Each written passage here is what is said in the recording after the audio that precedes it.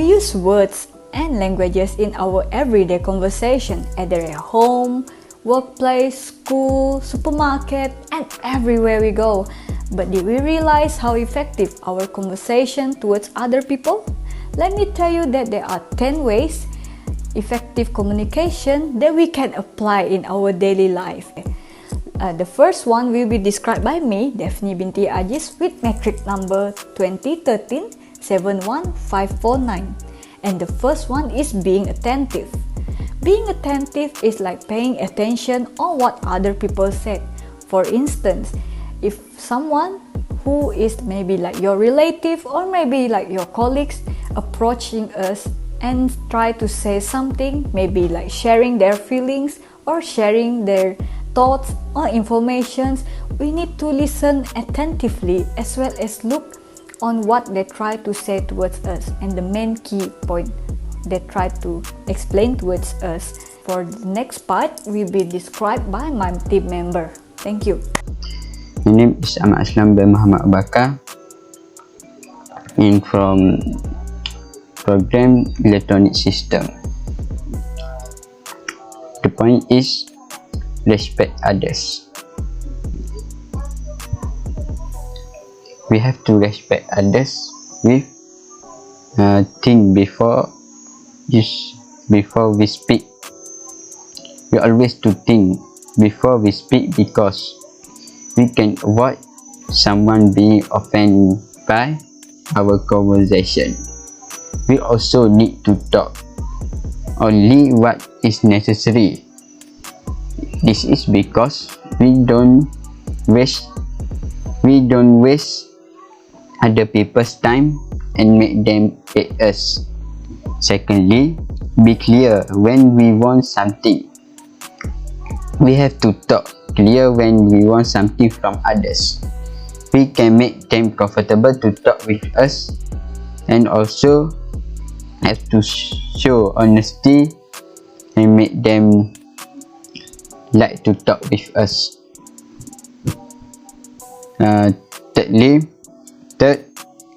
Third point, apologize if we hurt someone. We have to apologize if we hurt someone's feeling when we talk to others. This is because we can have a good manner and the people like to friend with the people who apologize to them. And lastly, be respectful to others even if they are not respectful to us. Maybe it's difficult, I think, but we have to try for showing patience and humility. The other person may learn something from us.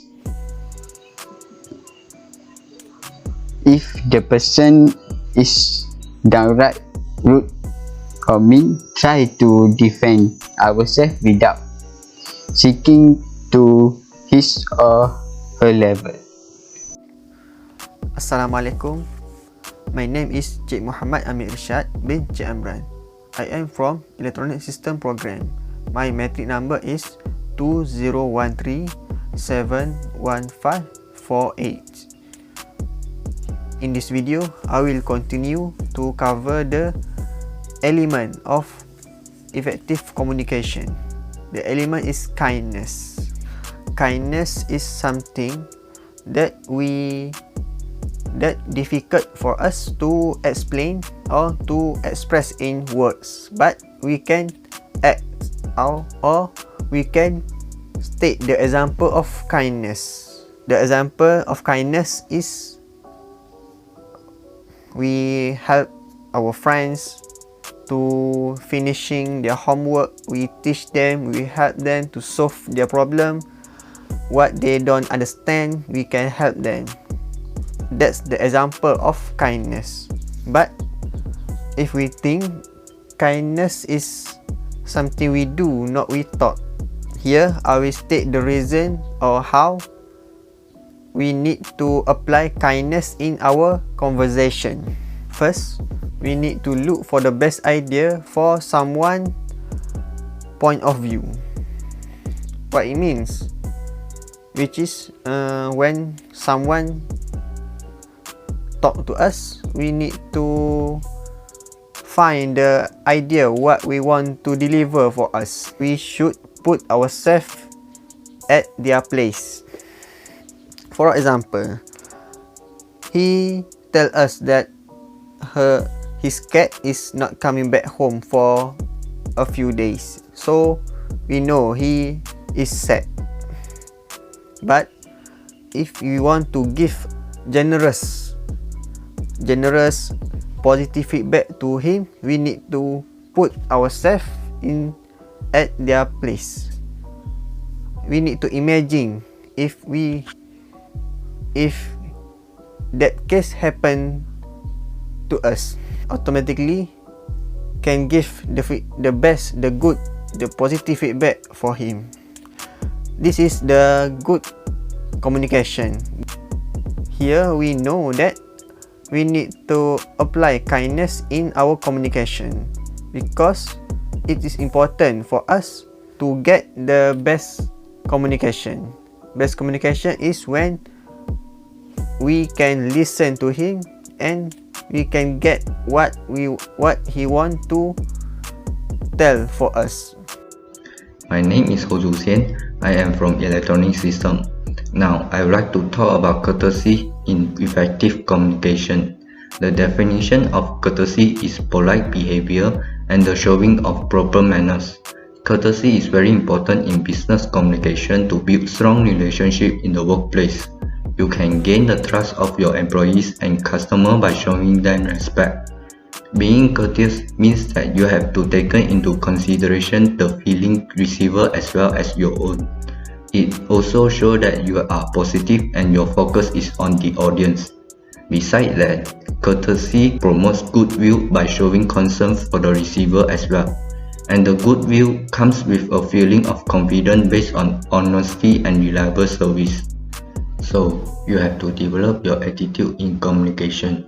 A writer or speaker must project empathy into business communication. When you talk with a person, body language helps project your meaning. When you write, you have only words to convey the meaning. The reader must understand exactly what you intend, because many business decisions depend entirely on the written word. A misused or misunderstood word can confuse the reader and cost a business money. Therefore, when you write or speak, avoid any words or phrases that might be offensive. Besides that, courteous message always use positive words. Positive words show respect for the receiver and reflect your attitude. Both word choice and sentence structure can change a negative tone into a positive tone. Structure your sentences to state what can be done rather than what cannot be done. That's all for me. Thank you. Assalamualaikum and hello everyone. I am Ahmad Khairi bin Hairuddin. Matrix number 2013711546. I am in the first year of System Electronics. For today, I am going to explain a bit about one of the elements in effective communication, that is empathy. So, what is empathy? And why there needs to be empathy to success in communication? Generally, empathy is the ability to understand and share the feelings of others. In particular, empathy is about putting ourselves in the shoes of others. Understand the situation they are in. Try to see things in their perspective view. By showing others that we care, we understand the situation they had to go through and we are willing to help. There are three classifications of empathy. The first one is affective empathy, which is also called emotional empathy. It is the capacity to respond with an appropriate emotion to another's mental states. Next one is cognitive empathy. It is the ability to understand another's perspective or mental state. And the third one is somatic empathy. It is the ability to respond with appropriate physical reaction, such as hugs, to comfort them by telling that we are with them we got their attention and they are willing to share more. By doing so, we obviously have successfully achieved an effective communication. For many, seeing another person in pain and responding with indifference or even outright hostility seems utterly incomprehensible. But the fact that some people do respond in such way clearly demonstrates that empathy is not necessarily a universal response to the sufferings of others. I hope that I have cleared everything out. I am going to let my friends proceed. Thank you for your attention. Remember, be empathy and stand together. We will grow stronger. Assalamualaikum warahmatullahi wabarakatuh. My name is Muhammad Setishori bin Shafi'i and my metric number was 2013-71553. Today, I want to talk about sensitivity that is part of effectiveness in communication. Having sensitivity doesn't mean that you are easily offended. There is actually more to it. Sensitivity is defined as perceiving the true attitude and emotion of those around me. Now, being sensitive means we must have a clear perception of the human heart. What is the human heart? There are three elements that make up the human heart. The human heart that I mean, that's not the biological heart but the physiological heart. And there is the mind, there is the emotion, and there is the will. Okay, most communication occur in the factual level, such as we talk about business, we talk about the politics, we talk about the weather. So this communication is actually focused on the mind, but it is not being entirely sensitive because there are two other elements that we need to consider as well. Besides the mind, you need to sensitive to the factor of emotion, because unless the emotion are addressed to someone, they are not interested in the solution.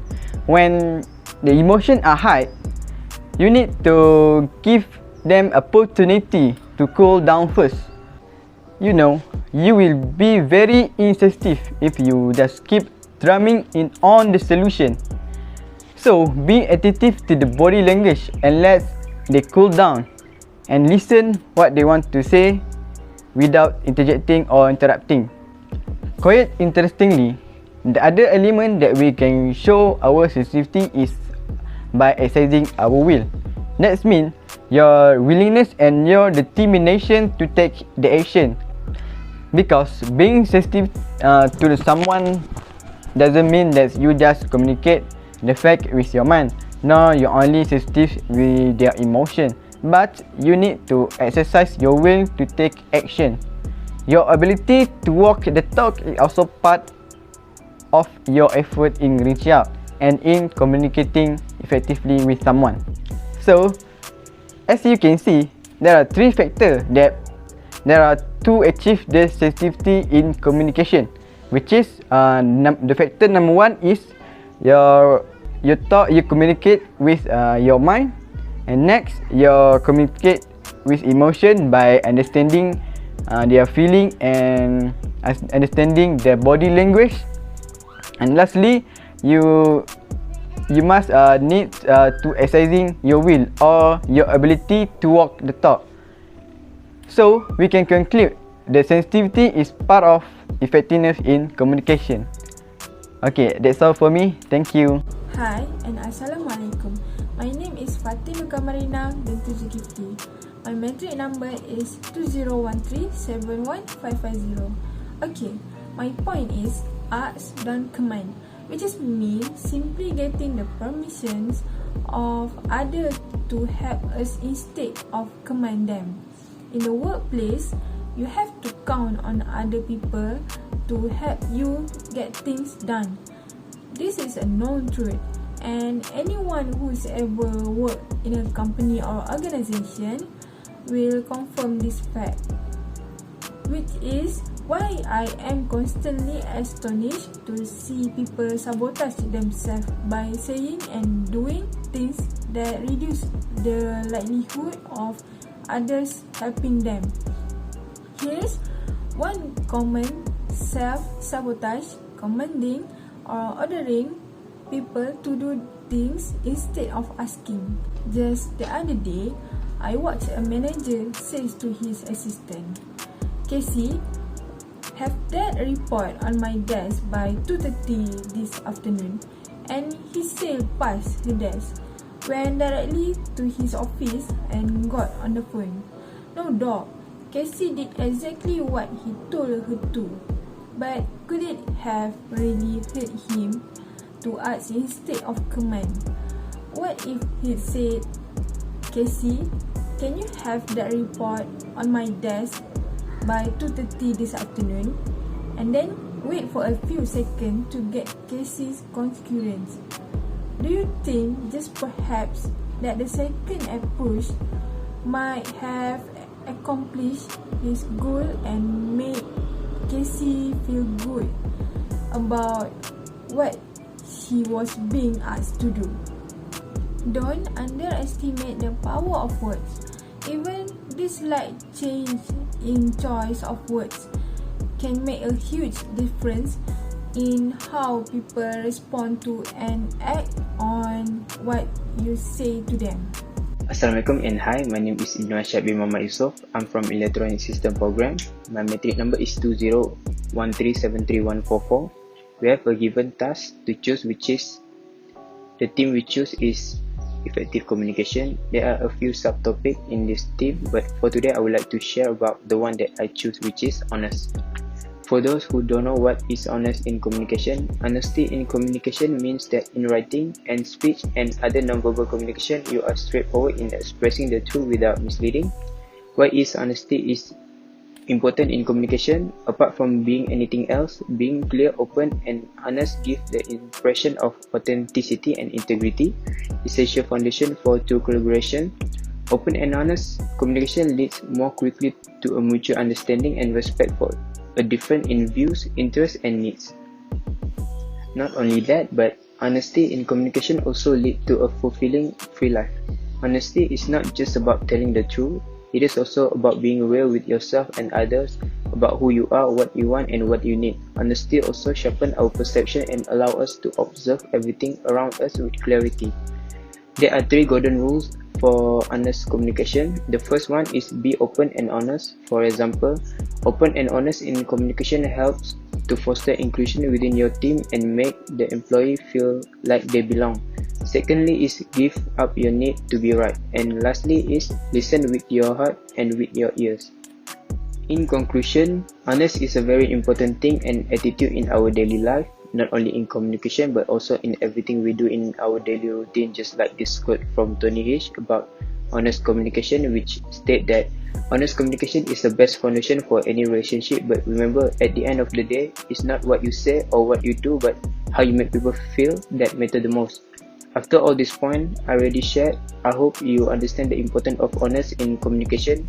And that brings us to the end of my sharing session, and I'm going to let my friends continue with their sharing. Thank you. Hi, kelas kali ini Christian Nelson from System Technology Electronic with metric number of 2013711547 here. Today, I would like to explain why exactly patience is important in communication. But what exactly is patience? Patience is the capacity to accept or tolerate delay, problems, or suffering without becoming annoyed or anxious. In other words, it is a way of us holding back our emotions towards something that we find unpleasant. So there are 3 practices that may help you to become a more patient person. So firstly, trying to wait longer with intention can help you become a patient person. Secondly, consider what is important to you and what is your priority. It does not help you in time management, but it is sure help you to become a better patient person. Finally, take a deep breath. Help you stay calm and reduce impatience.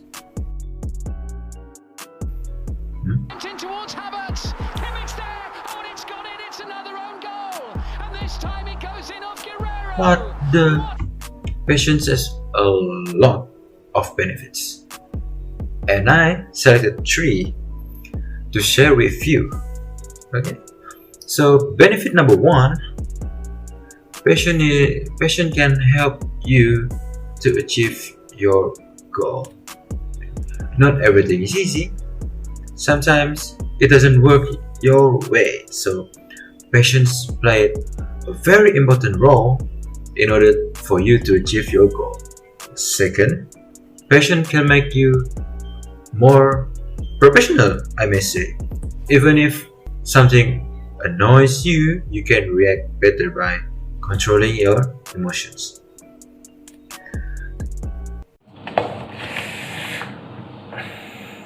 So, what are you looking at, huh? So now you're saying that this is your noodle, this is your food, huh? There's no your name on it, okay? Unless there is your name. So, yeah, I'm feeling a bit hungry, so may I eat your instant noodle? Pretty please? Yes, please, be my guest. I use my father's hard-earned sweat and tears money to buy that food just for you. Thirdly, passion will allow you to show kindness. You may experience other unpleasant moments in your life, however, treating others with passion when things get tough will give you a chance to show others your generosity and kindness. For me, patience is very important. Hello, my name is Rabiatul Adawiyah binti Zulkifli. My number matric 2013715562. I'm student of electronic system. Assertive means the ability to stand up for your own and others' people rights in calm and positive way without being either aggressive or perceptively accepting wrong.